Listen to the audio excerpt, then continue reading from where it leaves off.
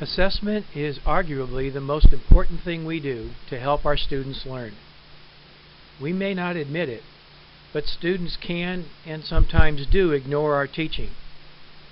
However, if they want to graduate, if they need to secure a certification or qualification, they have to evidence learning outcomes via the assessment processes that we design and implement into our courses.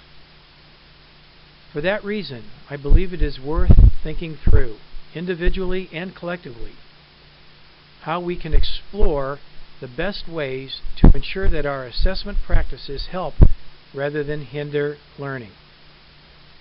In this presentation, we will explore some issues that can help the higher education faculty member enhance their teaching and promote learning by properly integrating learning with assessment. We are going to explore several popular strategies for assessing both learning and teaching, from a traditional to a more state-of-the-art applications, and using tried and true paper and pencil instruments as well as instruments that can be hosted online. So let's go ahead and get started. Higher education institutions have experienced increasing pressure to provide accountability data and consumer information on the quality of their teaching and learning. But existing ratings and rankings tend to neglect information on student learning outcomes. Instead, they focus on inputs, activities, and research outputs, such as resources used, classes taught, and articles published by their faculty.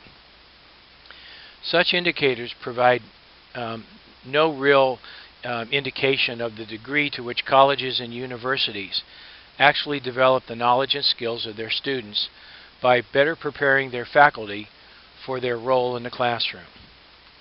To begin our exploration of the assessment of learning and teaching, we will focus on some tips, techniques, and the research to help us form an opinion of our own strengths and weaknesses with respect to assessment.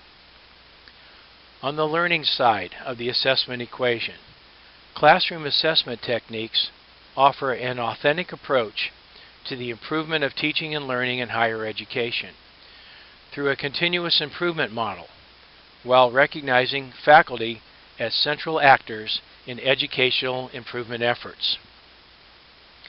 Faculty, department chairs, school administration, and others, those of us interested in programmatic change to improve teaching and learning, welcome feedback from their students, particularly with respect to strengthening higher order thinking skills. Institutions serious about improving their undergraduate and postgraduate education through assessment will expose their faculty to a host of alternative, authentic assessment tools via professional development, best practices, and collaboration that better match what our 21st century students have come to expect from their college academic experience. Classroom assessment techniques are formative evaluation methods that serve two purposes. They can help you assess the degree to which your students understand the course content, and they can provide you with information about the effectiveness of your teaching methods. Most are designed to be quick and easy to use, and each classroom assessment technique provides different kinds of information. So let's take a look at what kinds of evaluations that CATs are designed to perform. Course-related knowledge and skills, including prior knowledge, recall and understanding, critical thinking skills and analysis, synthesis, problem-solving skills, and application and performance skills are one type of classroom assessment techniques. They're also designed to evaluate student attitudes, values, and self-awareness, the more effective elements of learning, including a student's awareness of their own values and attitudes, of their own learning styles, and of course-related learning and study skills. The third area that they're designed to evaluate are reactions to instruction methods, including student and peer reactions to teachers and teaching, class activities, assignments, and instructional resource materials. What follows on the next couple of slides is a partial list of assessment tools and techniques, indicating the kind of evaluation that each is intended to address, what each is called, how each is conducted, what to do with the information that you collect, and an approximation of the relative amount of time each requires. College instructors often assume that their students are learning. It's only when confronted with evidence to the contrary, when grade tests and papers do not produce the anticipated results, that instructors look for some reason that their students have not mastered what they expected them to master. By the time faculty notice gaps in knowledge or understanding, it can be too late to remedy the problem. To avoid such surprises, faculty need better ways to monitor learning throughout the semester. Teachers need a continuous flow of accurate information on student learning. We can break these assessment techniques down into three major areas: course knowledge and skills, attitudes, values, and awareness, and reaction to instructional methods. This first slide discusses the college course knowledge and skills, and it offers you a series of 5 tools, all assumed under the heading of classroom assessment techniques, that you should consider incorporating into your course. There's the 1-minute paper, in which students are asked to write down the most important thing that they learned today, or perhaps what they understood the least. It's the kind of thing that can be done in the last few minutes of a class period, and should be reviewed by the instructor before the next class meeting. There's a technique called the muddiest point, which is similar to the 1-minute paper, but they're asked to concentrate specifically on what they didn't understand. A chain note is passed around in a large envelope, and each student writes a short answer, places their answer or their response in an envelope, and passes it on to the next student. Again, instructors can use this information between class meetings as a way of understanding what the students have absorbed in your course. There's an application article which takes a little bit more time to conduct, but it's basically asking the students to address a real-world situation and do it in the form of a news article. You can, as an instructor, you can pick several of those items to read at the next class meeting as a way of demonstrating the range and depth of understanding and creativity that came out of the course. And finally, there are student-generated test questions. I like to use this one myself because it really does identify any misunderstandings in the course content that's being presented by asking the student to prepare a question and write the answer. And in some courses in education, I've actually made an agreement with my class that all of the test questions at the final exam would come from their student-generated questions. So this really puts a little bit more emphasis and impact on the students to make sure that they understand the concepts that are being presented and can actually use a higher level of Bloom's taxonomy, the synthesis piece, if you will, to construct new questions. So those are all assessment techniques that can be used to evaluate course knowledge and skills. Let's look at attitudes, values, and instructional methods next. College faculty sometimes ignore the other domains of learning that we'll learn about with Bloom's taxonomy. We talk about the cognitive domain a lot, the knowledge and skills that we looked at the previous slide. But there's also an affective domain in which, believe it or not, we're responsible for teaching some attitudes, values, and issues of self-awareness. And one of the best techniques that you can use for this is to ask the students to keep journals that detail their levels of understanding and questions that they might have during the class and throughout the semester. If you're going to ask students to prepare journals, then you need to periodically review them so that you can assess changes in development in student understanding. The last category of classroom assessment techniques is what might be more typically viewed from the student's perspective, and that is their reaction to instruction methods.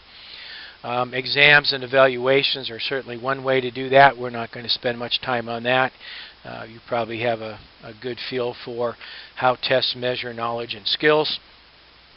But you can also use representatives from your student group. Ask them to meet with you on a periodic basis and discuss how the course is going. I've never really used a suggestion box, but I guess that is a possible way to request and receive responses. But again, it requires you to spend time reviewing and responding to those. Peer reviews, again, it is a method that can be done perhaps in more advanced courses, perhaps at the graduate or doctoral level. I'm not sure peer reviews are too usable, too viable at the perhaps the undergrad level, but it's something for you to consider. If you have a Center for Teaching Excellence in your school, in your university, their observations of a class session is quite valuable and sometimes often built into a faculty evaluation process. So you could consider that. And if you don't have a CTE staff, evaluations by peers, by faculty peers, is a very suitable substitute for this. And finally, there's a process called small group instructional diagnosis, in which you have specifically trained facilitators who can come in and seek responses from your students about what is effective and what isn't, and present those to you offline as a way for you to consider revisions to your course. Let's turn our attention now to how to gather feedback from students. I've offered you three methods for doing that on this slide. So we can talk about those a little bit. Classroom assessment helps individuals, teachers, obtain useful feedback on questions like what, and how much, and how well their students are learning. A good college-level instructor uses this information to reevaluate their teaching and help students learn more effectively. Just as there are as many different instructional strategies as there are faculty in the classroom, there are different learning styles for our students. And different evaluation from assignments, exams, and student feedback can help you create more learner-centered, teacher-directed, beneficial, content-specific lessons that are rooted in best practices. The feedback that students provide about your teaching, especially on the end-of-semester course evaluations, should really be considered in helping you improve and refine your teaching. If you solicit mid-semester student feedback, there's the additional benefit of allowing you to hear your students' concerns while there's still time in the semester to make appropriate changes. So let's take a little closer look at these three popular methods for gathering feedback from your college students. One excellent way of gathering feedback is to take 15 minutes or so during your class to have your students anonymously complete a mid-semester feedback form. A feedback form such as the two that are just briefly shown above can contain a mix of free response and qualitative questions using things like the Likert scale that you see here, the 1, 2, 3, 4, 5. You can write your own questions, or you can use questions that you find on sample forms. As a matter of fact, I've included several on this slide along with their URLs that you can copy and paste into your web browser and download. In-class feedback forms have the advantage of high response rates, as high, that is, as any typical attendance rate. On the downside is that you might recognize your students' handwriting, and so their answers, they might think that their answers may be somewhat biased, and so they may not be as honest as they could be. Again, I've provided a series of examples from Vanderbilt University that they have offered to the web-based educational community for your consideration. I would suggest that you pause the presentation at this point, select one of the feedback forms that you see here for further exploration, and do a little bit of reflection about the elements that are on those forms that you might consider important to providing useful student feedback in an instructional environment. After you've done that, then pick up the presentation and we'll continue on. Certainly another way to gather feedback from your students is to have them complete an anonymous online survey about your course. The kinds of questions you can ask on such a survey are the same ones that you would ask in an in-class feedback form. Since students type rather than write by hand, their responses in an online survey do a better job of preserving your students' anonymity and thus increasing their propensity to be honest in their responses. However, research has shown that online surveys often have lower response rates than in-class surveys, unless you provide your students with some incentive to respond. Actually, Blackboard can tell you which students have completed your survey without letting you know individual student responses, and so you can send out emails encouraging students to complete the survey instrument, as part of a course objective. Okay, so consider using online surveys to receive feedback from your students. Small group analysis may be an assessment methodology that you haven't been exposed to yet. It's a method of gathering anonymous feedback from your students about what is helping them and not helping them learn. This method of gathering feedback is an excellent way to assess student responses to your teaching, especially mid-semester. It goes beyond the methods described earlier by involving an outside evaluator to help clarify and decipher the sometimes mysterious comments that students make on written course evaluations. The SGA has two components: data gathering and instructor consultation. First, to gather data from your students, a consultant typically visits your class for about 20 minutes, usually at the end of your class session. They will ask you to leave the room, and the anonymous assessment begins by asking students to form small groups of 2 to 5, depending on the number that you have in your class. Each group works together to complete a brief questionnaire that asks questions such as, quickly identify what your group sees as the primary learning objective of the course, or what aspects of this course and the instruction would you identify as most helpful to your learning. Another typical question would be, how are these aspects helping you learn in this course? Or what modifications to the course do you believe would help other students learn more effectively? The consultant then leads the whole class in a discussion of those responses, asking clarifying questions, identifying areas of consensus and disagreement among the students, and eliciting further feedback as students consider each other's input. Once that's over, the consultant will schedule a meeting with the instructor at a later date to share the data that he or she has gathered. Together, you will attempt to interpret student comments and ultimately identify successes and areas for improvement in your course, and plan a course of action for how you're going to revise and address those concerns. Classroom assessment helps individual teachers obtain useful feedback on what, how much, and how well their students are learning. We looked at traditional assessment tools in the earlier slides, but educators and policymakers in post-secondary education as a whole are more interested in assessment processes that ultimately do improve student learning, but at the same time provide institutional data that may be used to demonstrate accountability.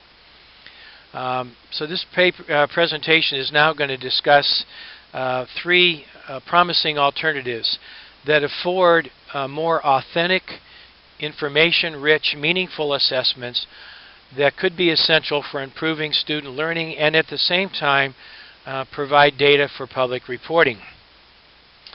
Authentic assessment requires students to be effective performers of the acquired knowledge, while traditional exams focus on lower levels of cognitive learning. Authentic assessment presents the student with a wider array of tasks that are supposed to mirror the best practices of instructional activities, such as writing, research, discussion, oral arguments, and peer collaboration. The slide here shows three of the most popular tools for authentic assessment of college students, and we'll examine them in a little bit more detail. One of my own personal favorite authentic assessment tools, and frankly one of the most popular for educators as a whole, are portfolios. Now, I'm specifically going to talk to you about e-portfolios using the concepts that we have all created or thought about as far as portfolios are concerned, but talking specifically about electronic portfolios. They offer instructors an in-depth, long-term view of student achievement on a range of skills and abilities, and we'll look at those as compared to quick snapshots based on a single sample, for example, of learning outcomes. Electronic portfolios are more dynamic. They're sustainable tools that allow students to be more creative, reflective, and collaborative, which makes portfolios an excellent assessment tool for higher education purposes. Developing an e-portfolio involves several steps that are shown here, in which students, first of all, collect material and evidence of their work and professional growth, and they can do that in a number of various formats. Electronically, they can use audio, video, they can collect images, or they can cut, copy, and paste text. The next step is to have them reflect analytically or critically on the importance of the contributions of the documents that they have placed in their e-portfolio. How do those materials relate to their targeted professional experience, their future goals, and the purpose of the portfolio? After reflection comes organization of the materials in a way that highlights the goals, knowledge, skills, and abilities of the college student. Many students, when they create portfolios, will adopt a theme for that portfolio, so they can kind of create a cohesive theme that serves as a point of reference for everything that they include in the portfolio. One of the areas, or one of the steps that's kind of not shown here but really happens at this organizational spot, is the beginning of their culling of their portfolio, where they have collected material. Now they find it doesn't necessarily fit with this theme or the organizational structure, and it's okay at that point to remove those materials from the portfolio. The next step is to turn that material in to the instructor and receive feedback. Now they can begin that feedback process from their peers, so they can share their e-portfolios. And doing it digitally, it makes it quite easy to do. But eventually it needs to come to the instructor, who will provide feedback regarding the portfolio, what's in there, the importance of the material, and so on. They will send that, you as an instructor, you need to send that information back to your students and give them an opportunity to revise the portfolio. This should be done regularly. They need to set a time where they can meet with their peers or their instructor, or where they can do maintenance of their portfolio. I would suggest in a 8-week course that ought to be done probably weekly. In a 15-week course, it could be done maybe 3 or 4 times during the term, but it needs to be done on a routine basis. Finally, you're going to be monitoring the progress by using the e-portfolio during any meetings that you have with your advisor. And one nice thing about the portfolio is that it can continue throughout the courses. It can perhaps be started in your course, but a really valuable e-portfolio will continue throughout their entire academic career, whether it's a 4-year bachelor's, a 2-year master's, or a multi-year doctorate program.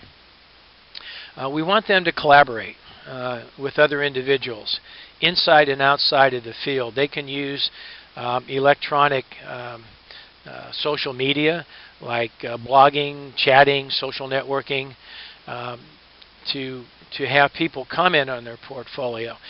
One of the things that's great about an e-portfolio is it can become a very useful resource after the students have completed your degree program, and perhaps they're doing interviews. I know that on the educational side, it used to be that students would take their portfolios sometimes in multiple binders with them on an interview for a teaching position at a school district. And I was a school board member for several years, and I remember seeing some of those portfolio folders and kind of rolling my eyes thinking, nobody's going to have time to look through those. But with an e-portfolio, you can create kind of a showcase piece and drop that as kind of an executive summary at the beginning of an e-portfolio. And supervisors, superintendents, and principals will look at that because it really focuses in on the important things that the student has uncovered from their portfolio. So I would encourage you as a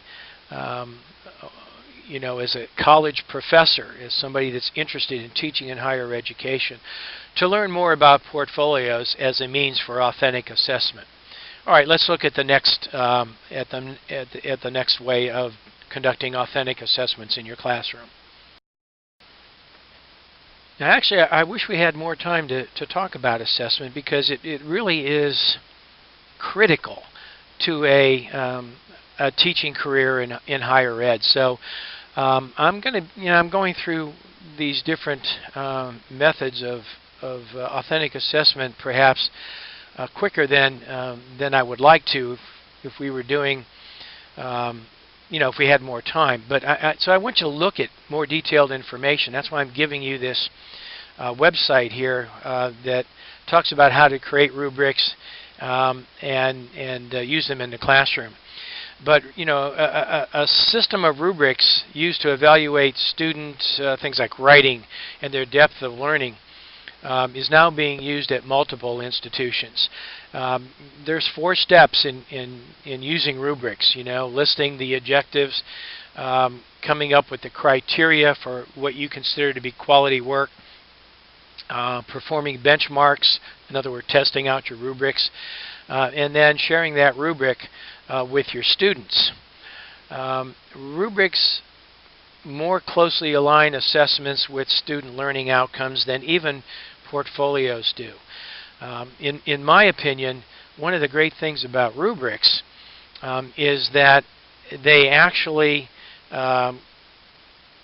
provide an objective assessment of a very subjective assessment that you're doing. Okay, in other words, writing by its very nature is subjective, but creating rubrics puts more objectivity into that. It allows you to assess a wider range of skills, and it can evaluate and give points to both the process and the product of the work. So I want you to consider using rubrics. I just found them invaluable. One of the things that is a problem with college students, and you might even agree that it would be a problem or an issue with students at the undergrad, grad, and even doctoral level, is that students have a tendency to write something or to do a presentation and assume that once they have sent that information in, that it pretty much deserves an A, right? And a rubric can help you provide more detailed information, more more objective evaluations. And so I encourage you to look at the link that I've included in the slide. And for our micro-teaching exercise that will be coming up here shortly, I want you to consider the use of rubrics as an example of an authentic assessment tool for your lesson. The third method for conducting authentic assessment is relatively new. Online assessment communities allow us to link faculty members that share some common norms and teaching capacities, and link to communities with each other in a growing system of assessment. These authentic and valid approaches are developed and promoted as viable alternatives to scoring, snapshot methods of learning that just continue not to capture the difficult and demanding intellectual skills that are part of a true college education. Online communities have continued to evolve from learning communities. And so when you try to Google this form of technology-mediated environment, you might find them under online assessment communities. You might find them under learning communities that use social media or use technology or virtual environments to develop that sense of community.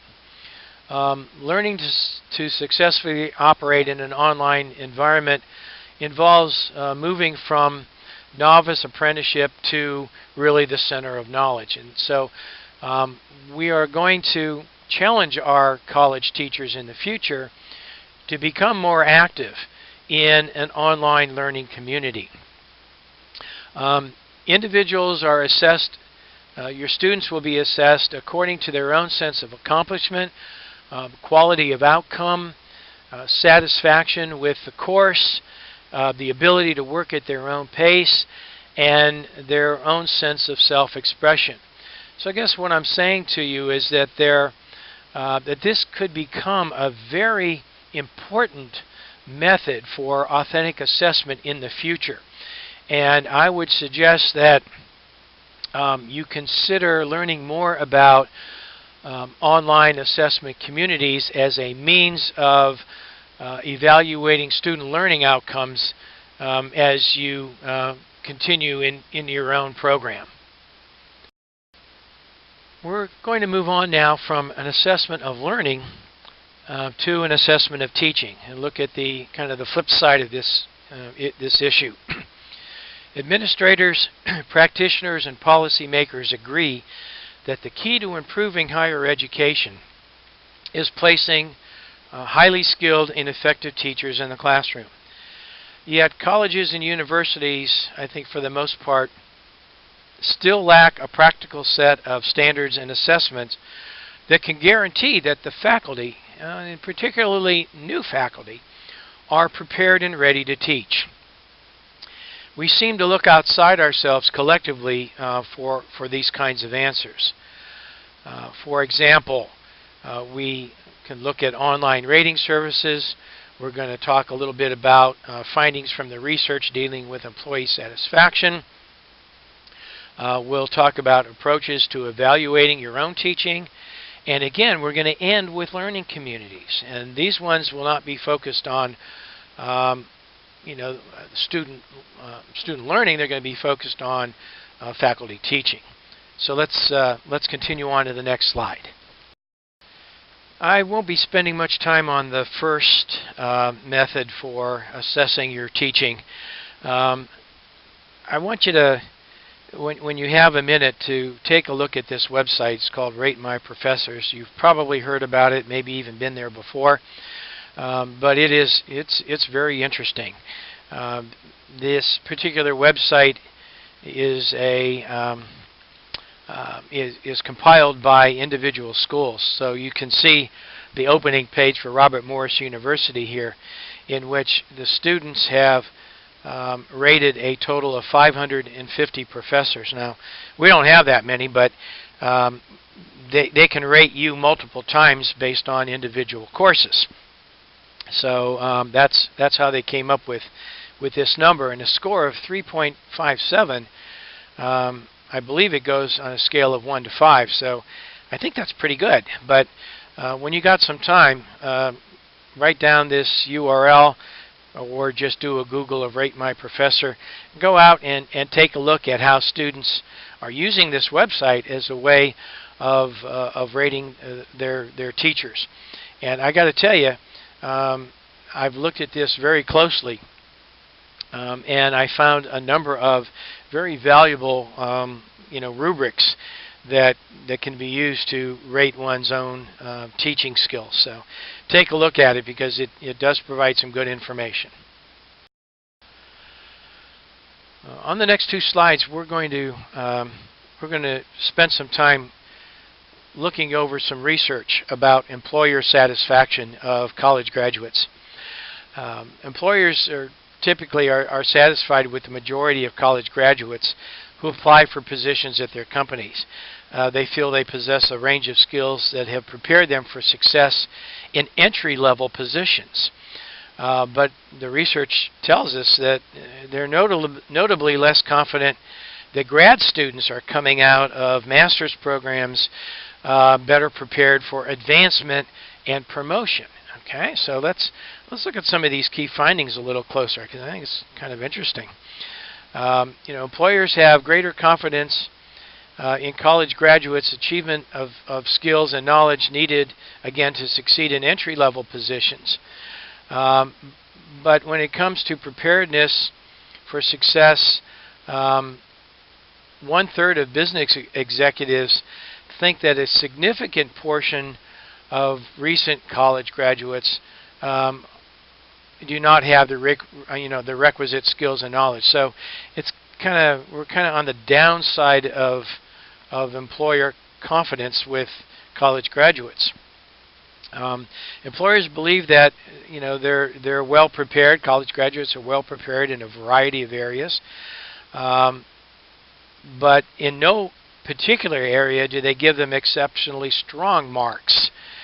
Okay, so when asked to evaluate preparedness in 12 areas, employers gave them the highest marks for teamwork, ethical judgment, intercultural skills, but they gave them the lowest scores for global knowledge, self-direction, and writing. And I would propose to you that global knowledge and writing, perhaps, are two areas where we as university administrators and faculty, we would think that they would score higher there. So this is important research finding for us. Also, most employers indicate that college transcripts are simply not very useful in evaluating job application potentials. And so here at Robert Morris University, our university, we have initiated a program of student engagement. And so when our students graduate from here, they get their academic transcripts, but they also get a student engagement transcripts, which looks at 7 other categories that we think are important when students finish their college degree. They're looking at leadership capabilities, which might help with that area of self-direction. We look at service to the community and to the university. We look at their ability to do research. And there's 7 areas that I think all universities ought to consider when they're looking to graduate a college student. These are things that I think will help job applicants demonstrate their potential to succeed during an interview process.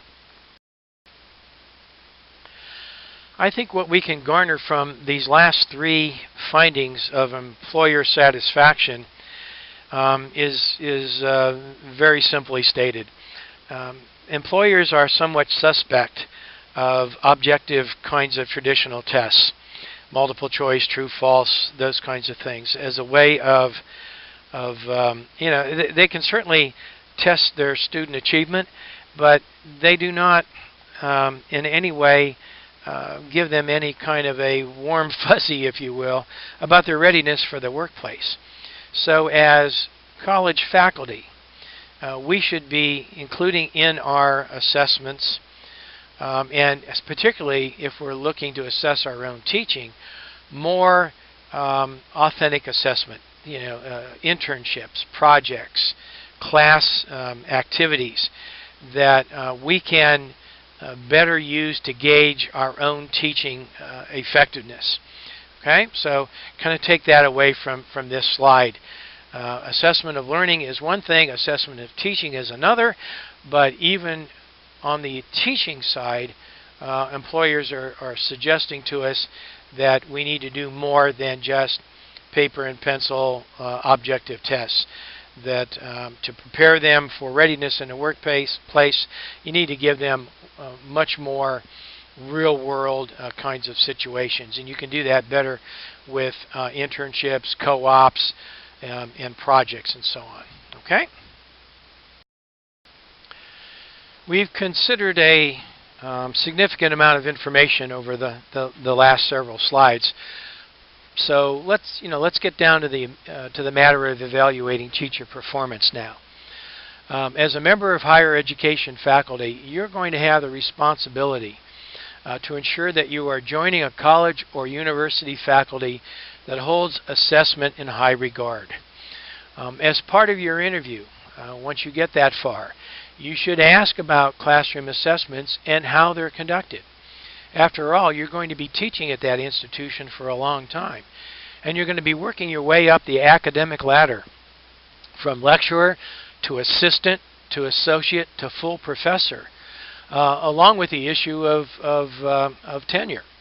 So you should ask to see the faculty handbook, or maybe they have online policies and procedures, to see if they spell out an evaluation process that includes some of the points that we see on the slide. You should be able to find an observation instrument that sets clear expectations for your teaching. That means it should define a set of teaching competencies and provide specific examples of different performance levels. Many such instruments are already available, and they'll only be improving over time as our emphasis on student learning outcomes continues to increase. Lengthy lists of vaguely described competencies are just not sufficient anymore. You should see an evaluation process that includes a cadre of observers who have already demonstrated performance before they rate teacher practice, and accuracy in that performance, validity and reliability. Teachers and faculty, we need to know that observers can apply an observation instrument accurately and fairly before performing even their first observation. A minor amount of introductory training is just not enough.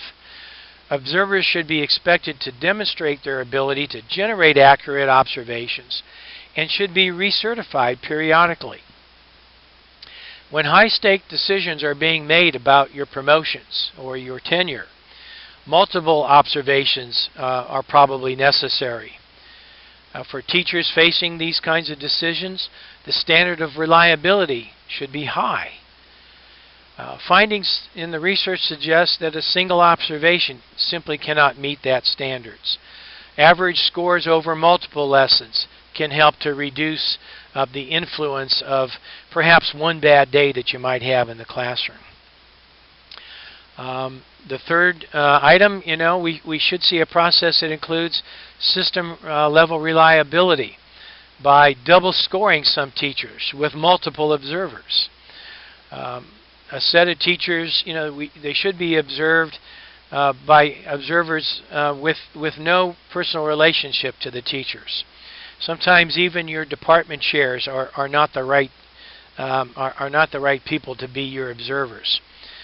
This is the only way to monitor overall system reliability and know whether your efforts, or their efforts to ensure reliability are actually paying off. I would suggest a combination of observations that kind of merge student achievement gains and student feedback. In other words, student feedback ought to be considered here. A combination of classroom observations, student feedback, and student achievement carry three advantages over any single measure by itself. It increases the ability to predict if a teacher has positive student outcomes. It improves reliability, and it provides better diagnostic feedback that you can use to improve your own teaching. In the courses and subject areas where student achievement gains are not measured, classroom observations must be combined with some student feedback. And finally, the faculty evaluation process should regularly verify that teachers with stronger scores have stronger student achievements. I've had instances in which course evaluations have been sent in which the teacher has received very high scores, and then I look at the grades. I look at the student exams, and grades are a good indication. I see a number of students who have withdrawn from the course, or have dropped the course, or worse yet, have received D's and F's. So the bottom line is even a grade observation instrument can be poorly implemented, and any measure can become distorted. So rather than relying on one study or another as a way of guaranteeing validity, you should be interested in joining a school that has their own data to confirm that teachers with high evaluation scores also have higher student achievement gains, at least on average.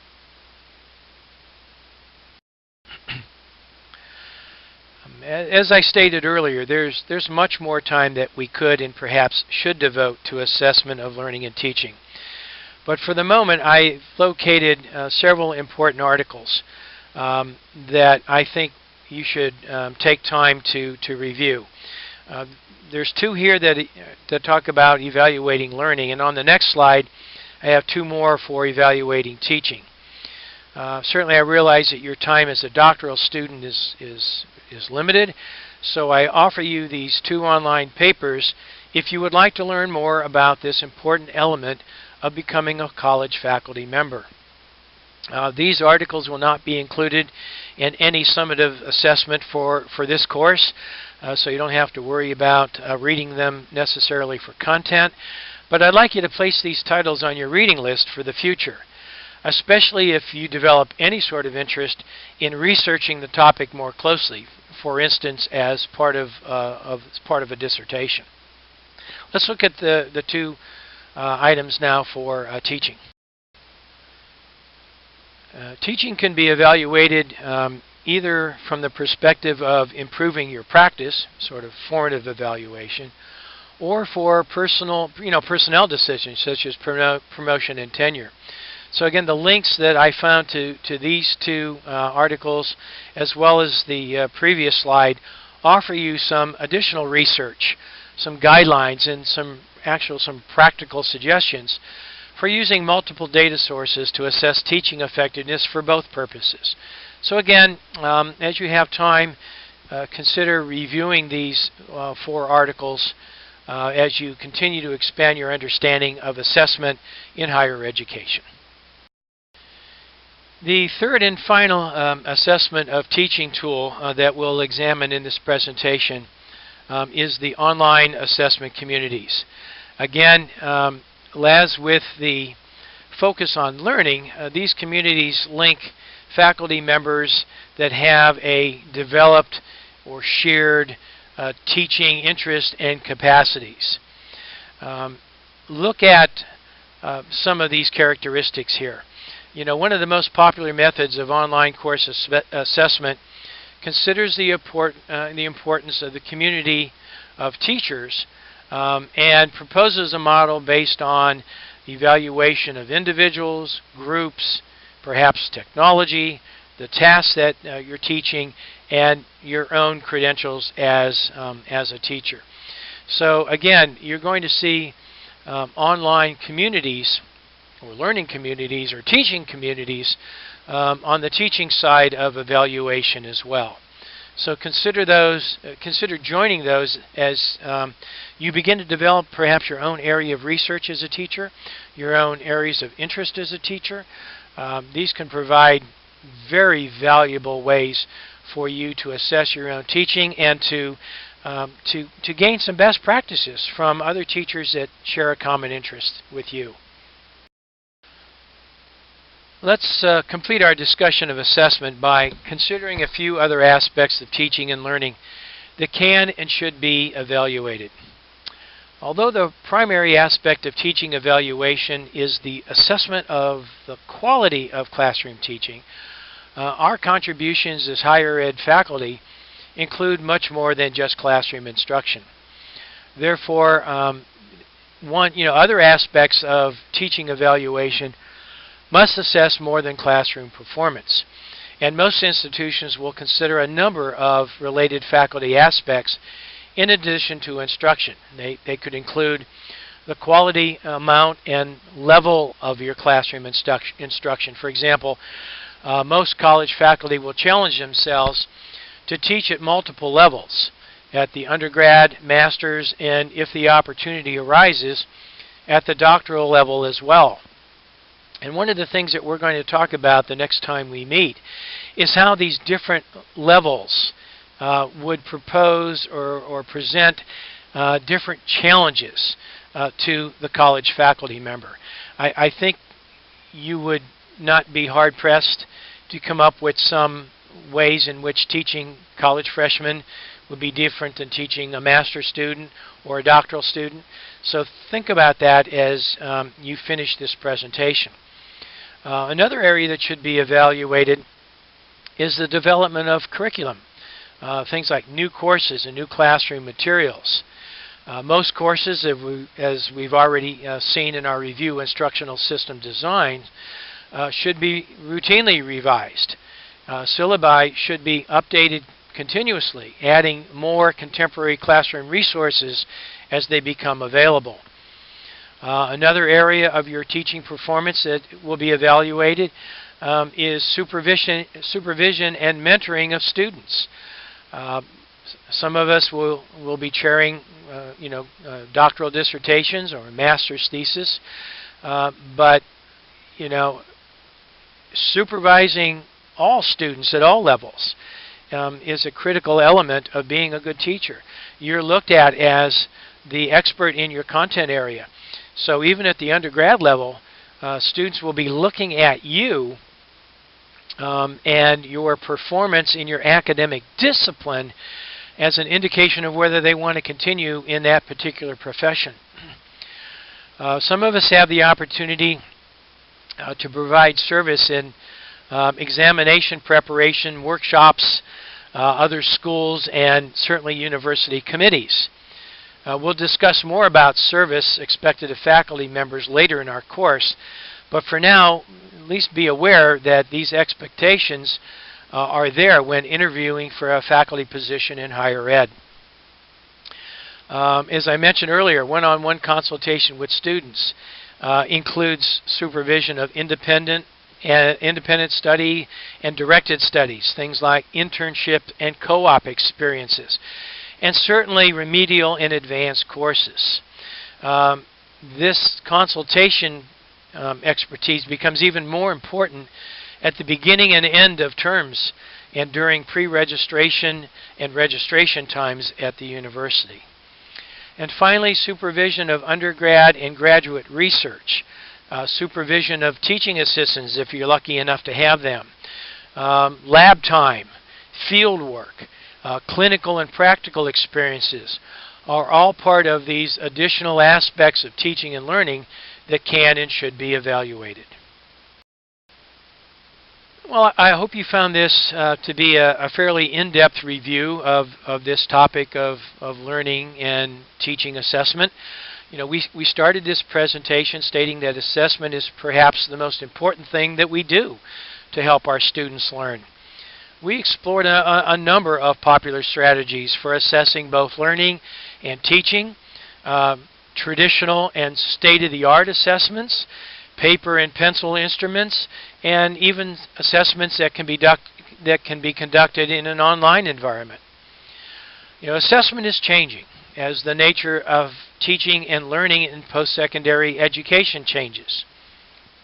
The student population, as we have previously uncovered, is becoming more diverse, with a larger number of students taking their college programs as part-timers. More of those students are mature students, mature adult learners, and increasing number of students coming from non-traditional backgrounds. So your assessment procedures, your assessment processes and formats have to change. Consider also that assessment is simply an emerging political imperative, as participation of students are coming from a broader range of socioeconomic groups, many of whom have had little or no access to higher education previously. A diverse population of learners, and that's kind of the topic of this entire class session here, necessitates a change in post-compulsory education, with less focus on perhaps tutor-led approaches and more concentration on authentic learning outcomes that the students can hope to achieve. So use the information that you've received in this presentation, add it to our previous discussions of learning styles and cultural diversity, of our look at active learning and active lecturing, and combine all of these together to take a look at the first micro-teaching exercise that we're going to have, in which you're going to develop an introductory lesson of your course. And we'll look at that in a video that will be presented next. So that concludes our look at assessment of learning and teaching. I hope you found this to be an important addition to your knowledge of what it means to be a college faculty member.